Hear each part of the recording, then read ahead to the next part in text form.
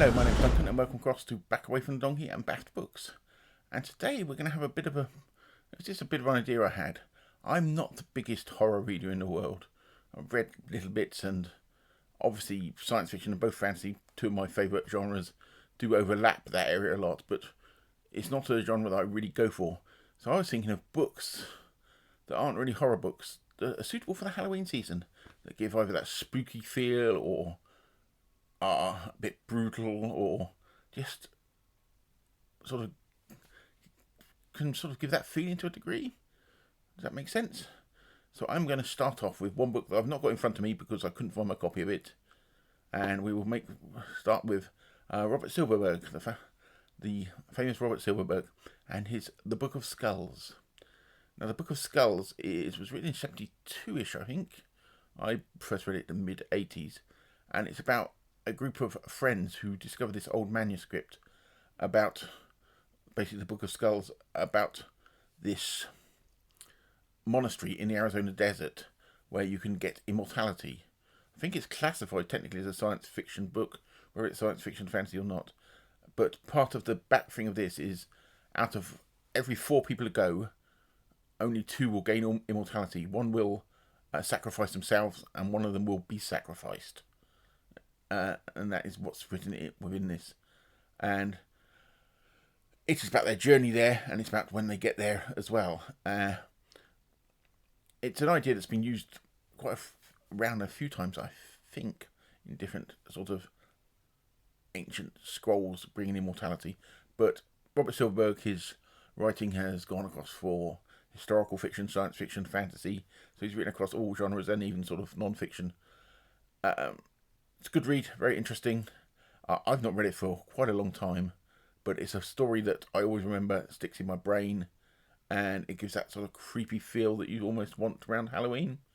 So that's my number 1 recommendation for this season that's not technically horror. What I will say, though, is these are in no particular order. These are just books I've sort of pulled off my shelves or had thinking about. And there's a few collections of short stories about, because short stories sort of lend themselves quite well to this. So the second book, even though I said I'm not really going to do horror books, is technically could count as a horror book. And this is Clive Barker, and it's Cabal. I would always count Clive Barker more of a fantasy writer. And this is the book that Nightbreed, the film Nightbreed, was based on, that was sort of almost butchered in the edit. But there is a sort of director's version of it, and it's well worth watching. And it's about another guy on a journey. He basically feels like he doesn't fit in and wants to go to this place where people who don't fit in are meant to go. That's all I'm going to say, really. The book is unsurprisingly better than the film, and it's well worth reading. And I said it is well worth. But if I'm talking about Clive Barker, also I'll mention just a quick drop in for Weave World, which is one of his technical fantasy books, which also got a dark feeling to it for this season. So yeah, so that's Clive Barker. I know most of you saying, yeah, but that's technically a horror book. Yeah, maybe not. But hey, it's my channel. I'll make up my own genres. Next, we're going to go to, I could have picked any of this guy's stuff. Harlan Ellison. The famous Harlan Ellison. I'm picking a collection of short stories from the land of Thea. That's that one there. And actually, I've got 2 versions of this. I've got that one there with his gorgeous cover there. And Harlan Ellison was the master of short stories. It was his thing. Short stories, scripts. That's what he did most of his best work on. From Land of Fear, this one has got stories in it like Life Hutch and My Brother Paulie and The Time of the Eye. All stories that have that dark feeling that you want around sort of Halloween. There's also the short story collection called The Time of the Eye, which is all quite dark as well. And I said anything by Harlan Ellison, really, you can pick up I Have No Mouth But I'm a Scream, which is an incredibly dark story. But my recommendation is, if you find it, From the Land of Fear. I'll show you the cover again. Yeah, I have 2 copies of this for some reason, but I think it's because when I was getting into Ellison in the early 80s, finding his stuff in his country was very rare. And I found those in a used book shop, and it's like, yep, I'll have them no matter what. So next we will go on to Jonathan Carroll, Voice of Our Shadow. I read this for the first time last year, and it's about a guy called Joe who is sort of running away from the death of his brother, sort of trying to forget it, and he ends up in Vienna, and he makes friends with India and Paul, who people he almost falls in love with, and Paul's a magician, and it just gets darker and darker. It's a funny sort of creeping novel, creeping sense of what is going on here. So I've not read any other Jonathan Carroll, and I've heard a lot of his stuff has that same sort of creeping sense to it. But yeah, I would advise, if you see a copy, Voice of Our Shadow. I'll show you that again. I do like these Masterworks ones with the banner at the top, and even the Sci-Fi Masterworks. So, my next pick. This is a bit sort of left field. Left to the field. If it looks a bit dark in here today, I've got the blinds open and I've got lights behind me. It is very, very dark here today. It is like 2 o'clock in the afternoon I'm recording this. And because the days are drawing in, very soon it'll be dark about this time of day around here. Anyway, but it almost feels it now anyway. But my next one is Richard Adams' Watership Down. I love Watership Down. It's a great book. But it's got that dark, foreboding feeling, and it is quite grim at points. So yeah, I think you can count that as a good Halloween read. That's my theory anyway. Next one, another author, which I think you could have picked a lot of his works to do this. But I'm going to go for Ray Bradbury. This is the Now and Forever, which is 2 novellas. But the novella, there's a copy, I love the cover of this. The novella is, and the band, I'm going to say this because I always say it wrong, Somewhere a Band is Playing, which is about this guy that gets off a train at a village that doesn't exist. And that's got this just, it's not really terror or creeping horror, it's just this weirdness about it. And then you've got the beautiful Bradbury prose. And this was one of my favourite reads of last year. Yeah. So, yeah, but any Bradbury, if you see a copy of Something Wicked This Way Comes, or any books of short stories, The Illustrated Man, I Sing the Body Electric, always worth reading Bradbury, and a lot of his stories we will get this sort of forebodingness in it. Now to the next one. I hope I'm not speaking too fast. I feel like I'm speaking very fast today. Anyway, John Gardner's Grindle. Another one of my fantasy Masterworks one.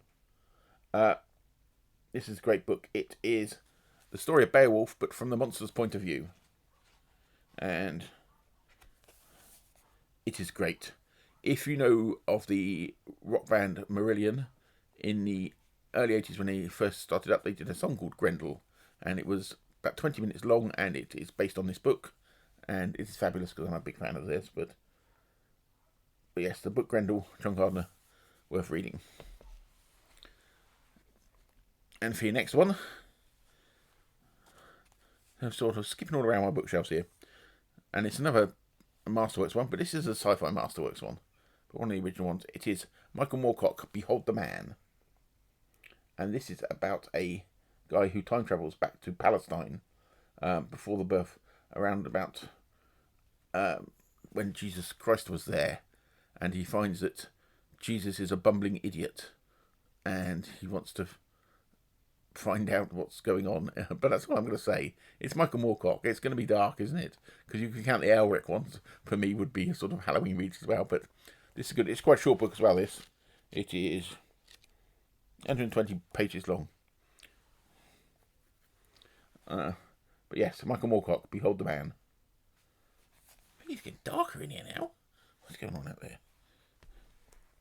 Next one. I've mentioned this story before. It's a collection of short stories. Harry Harrison. 2 Tales of 8 Tomorrows, the collection is. And it's the Streets of Ashkelon is the story that I'm basing it on. And that is a scene from the Streets of Ashkelon, done by the wonderful Jim Burns. The story is also in The Best of Harry Harrison. It is about a man who is a trader, and he's on one planet, and this planet people think logically. Everything's logic. They have no sort of belief systems or anything. And a missionary comes there, and he tries to talk the missionary into not preaching about religion to them. And it's a story that got banned in a few places. You couldn't get it published originally, and it's got one of the grimmest and heartbreaking endings ever, for various reasons. But yeah, Streets of Ashkelon which is in Two Tales of Eight Tomorrows or The Best of Harry Harrison. But also read some of his other stuff, even though not any of it's that dark, because Harry Harrison never went incredibly dark. So next we've got, for some reason I picked up my final pick of books that have that grim darkness of a feel. Is I am going to go for, I only read this year finally, the Strugatsky Brothers Roadside Picnic, because that's got a grim post-apocalyptic foreboding within it. It's beautifully written. This is the newest translation, which really works really well. And there's just something about the whole feel of the book that I think it would be a good Halloween read. So yeah, that is my final recommendation. So, in the comments below, recommend me some books that aren't horror books that you think give a feeling that could work well in Halloween. And I will speak to you in the next one, and let's hope that the gets a bit brighter around here. So I will speak to you all very soon. Bye bye.